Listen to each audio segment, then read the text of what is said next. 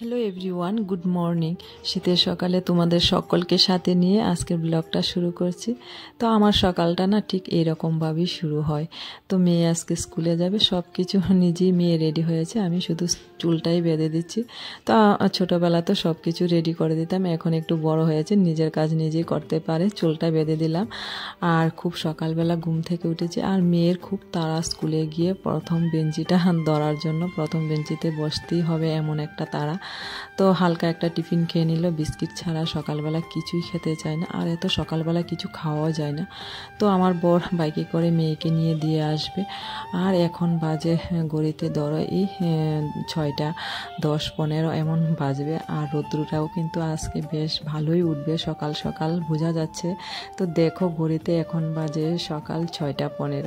তো অনেক সময় কি হয় জানো, মেয়েকে স্কুলে দিয়ে মানে স্কুলে পাঠিয়ে তো আবার একটু ঘুমিয়ে পড়ি। আর যদি ঘুমিয়ে পড়ি না, এদিন কাজকর্ম সকাল থেকে শুরু করে সারাদিনই সব কাজকর্ম অনেকটাই দেরি হয়ে যায়। তো আমার প্রায় সময় আমার ভোর 2বার হয়, মেয়েকে স্কুলে পাঠিয়ে আবার বিছানায় শুয়ে পড়ি। আর ব্ল্যাঙ্কেটের নিচে ঢুকলে শীতের সকালে মনে হয় না বের হয়ে কোনো কাজ করার ইচ্ছা হয় না। তো যাই হোক, আজকে ভেবেছি যে না, আজকে আর ঘুমাবো না, আর শুয়ে থাকলে শরীরে মানে অলসতা বেড়ে যায়।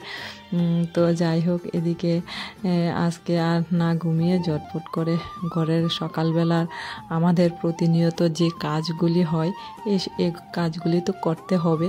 তো 2 ঘরের বিছানা তুলে নিলাম। এই রুমে বড় মেয়ে শুয়েছিল, তো বড় মেয়েও উঠে এদিকে ব্রাশটা সেরে নিচ্ছে। তো এদিকে দেখো আমি 2 রুমের বিছানা গুছিয়ে নিলাম। তারপর এই ঘরের টুকিনাকি কাজকর্ম, ঝাড় দেওয়া, এগুলি তো প্রতিদিনই করতে হয়, প্রতিদিন আমাদের রুটিন হিসাবে চলে এই কাজগুলো। তো যাই হোক, এদিকে আমার বড় মেয়েকে স্কুলে দিয়ে চলে এসেছে। আর এদিকে তো আমার একটা বাজে অভ্যাস, ব্রাশ করতে করতে টুকিনাকি কাজ করা।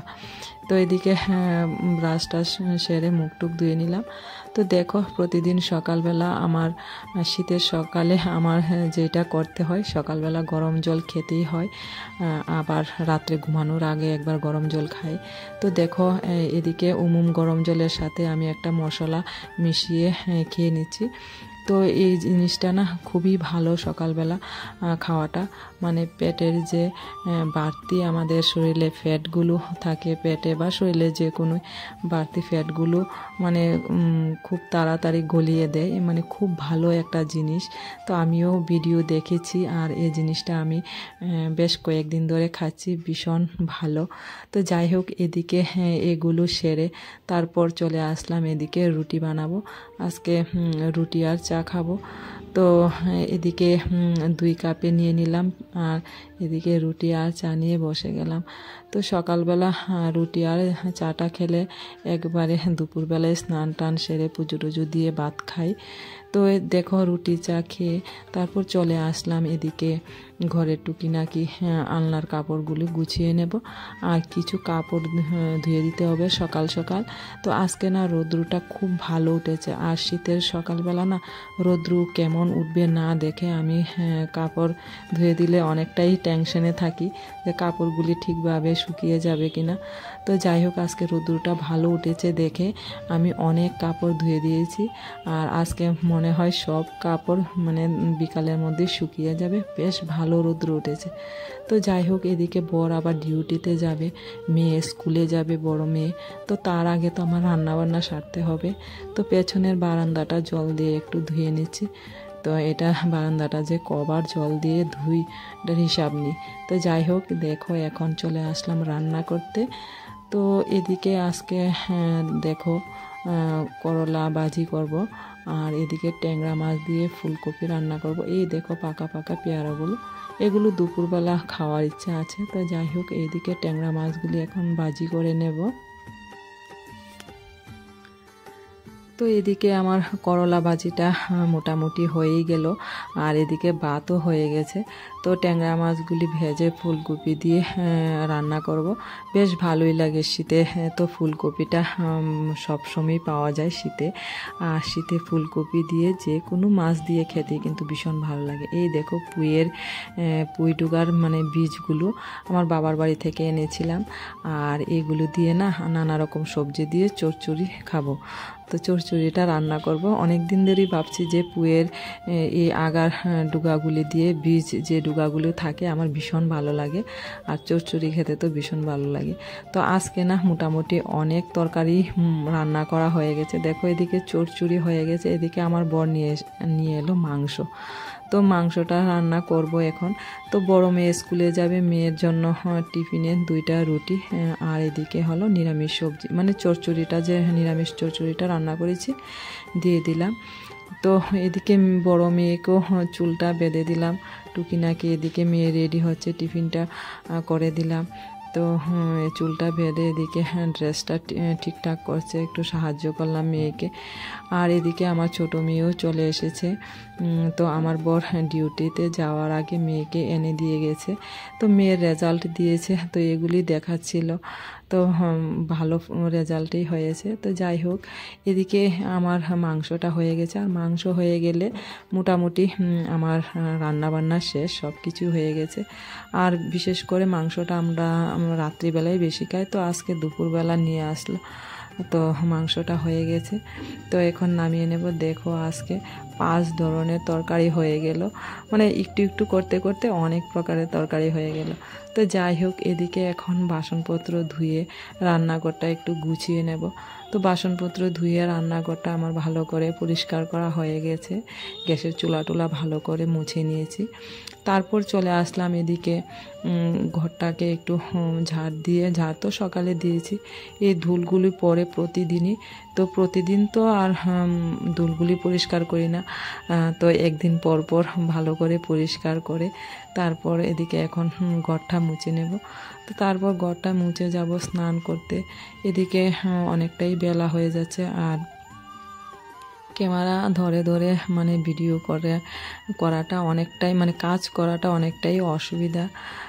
এই মানে কেউ যদি মানে ক্যামেরাটা মোবাইলটা ধরে দেয় তাহলে কাজ করতেও মানে অনেকটা সুবিধা হয় ভিডিও করতে, নয়তো কাজকর্মেও অনেকটাই দেরি হয়ে যায়, কি বলবো।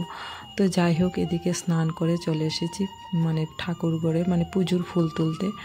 তো আজকে মোটামুটি 4-5টা পুজোতে দেওয়ার মতো ফুল ফুটেছে, সাদা ফুল, আর এদিকে মালঞ্চ ফুল কিছু ফুটেছে। তো যাই হোক, কিছু ফুল ফুটলে তো পুজোটা সুন্দরভাবে দেওয়া যায়, আর এখন শীতে ফুল একদমই ফুটতে চায় না, আর ফুলগুলি ফুটলেও বেশ মানে কি বলবো অনেকটাই ছোট। তো যাই হোক, এদিকে আমার পুজোটাও দেওয়া হয়ে গেছে, মানে পুজো দেওয়া হলে মনে হয় যেন বড় একটা কাজ হয়ে গেছে। তো আমরা মানে আমাদের বর মনে করে সবারই যে ঘরের বউ তারা কী করে, সারাদিন বসে খায়, কি আর কাজ থাকে। কিন্তু কতগুলি যে কাজ থাকে টুকিনাকে তা শুধু আমরাই বুঝি, যে ঘরের মধ্যেও অনেক কাজ থাকে। আমাদের গৃহিণীদের অনেক কাজ থাকে, যা অন্য মানে পুরুষরা নিজের বর তারা কোনো দিনই বুঝবে না, মনে করে রান্না খাওয়া আর ঘুমানো এটাই। তো যাই হোক, এদিকে দুপুরবেলার খাওয়াবারটা খেয়ে নিলাম, আমার বড় ডিউটি থেকে আসলো, তারপর 3জনে মিলে খেয়ে নিলাম। এখন হলো বিকালবেলা, দেখো দুপুরের পরে এই যে এখন বাজবে মনে হয় 3:30। তো পেয়ারাগুলি বাজার থেকে কিনে এনেছে, আর অনেকটাই নরম হয়ে গেছে। তো বাজার থেকে কিনে আনা জিনিস টাকা দিয়ে এনেছি, ফেলে মানে নষ্ট করতে অনেকটাই গায়ে লাগে। তো যাই হোক, আর পাকা পেয়ারা আমার একদমই খেতে ভালো লাগে না, একটু কাঁচা কাঁচা থাকলে ভালো লাগে, আর পেয়ারাটা অনেকটাই নরম হয়ে গেছে। তো ভাবলাম যে বিট লবণ দিয়ে তাদেরকে দিয়ে দিই, তো আমিও একটা খেয়ে নিলাম। তো আমার ছোটো মেয়ে আবার জোর করছে যে আরেকটা খাওয়ার জন্য, আর পাকা পেয়ারা সত্যি ভালো লাগে না খেতে। তো যাই হোক, এদিকে পেয়ারা খেয়ে এদিকে চলে আসলাম, বাইরে থেকে কাপড় এনে ঘরে রাখলাম। আর এদিকে মানে বিকালবেলা সন্ধ্যা হওয়ার আগে যদি জ্বালানাগুলি না লাগাই, মশার এত উৎপাত কি বলবো, মানে জ্বালানাগুলি একটু দেরি হলেই লাগাতে মানে মশা মনে হয় যেন সব ঘরেই ঢুকে গেছে। তো যাই হোক, বাইরে থেকে কাপড় টাপড় এনে এখন গুছিয়ে গুছিয়ে এখনও রাখছি সবগুলো, পরে যার যার জায়গায় রাখবো। এখন বাস করে এখানেই রাখছি। তো এখন সন্ধ্যা প্রায় হয়ে গেছে, সন্ধ্যাটা দিতে হবে। তো এদিকে সন্ধ্যার পর মেয়ের জন্য ম্যাগি করতে চলে এসেছি। মেয়ে এখন পড়তে বসবে। তো আমি সবসময় চেষ্টা করি সিদ্ধ ম্যাগিটাই দেওয়ার জন্য, কারণ সিদ্ধ ম্যাগিটাই বাচ্চারা জন্য ভালো। মাঝে মধ্যে অনেক সময় সবজি দিয়ে ডিম দিয়ে রান্না করি, এটা আলাদা ব্যাপার। তো বন্ধুরা, আজকের ভিডিওটা এই পর্যন্তই। আমার পাশে থেকে সম্পূর্ণ ব্লগটা দেখার জন্য তোমাদেরকে অসংখ্য পরিমাণে ধন্যবাদ। ভিডিওটা ভালো লাগলে অবশ্যই একটা লাইক করে দিও। দেখা হবে পরবর্তী ভিডিওতে। তো পরবর্তী ভিডিওগুলি দেখার জন্য প্লিজ আমার চ্যানেলটাকে সাবস্ক্রাইব করে রেখো। তো ভিডিওটা কেমন লাগলো অবশ্যই কিন্তু একটা কমেন্ট করে জানিও। তো দেখা হবে পরবর্তী ব্লগে। তো আজকের মতো সবাইকে টাটা, গুড নাইট।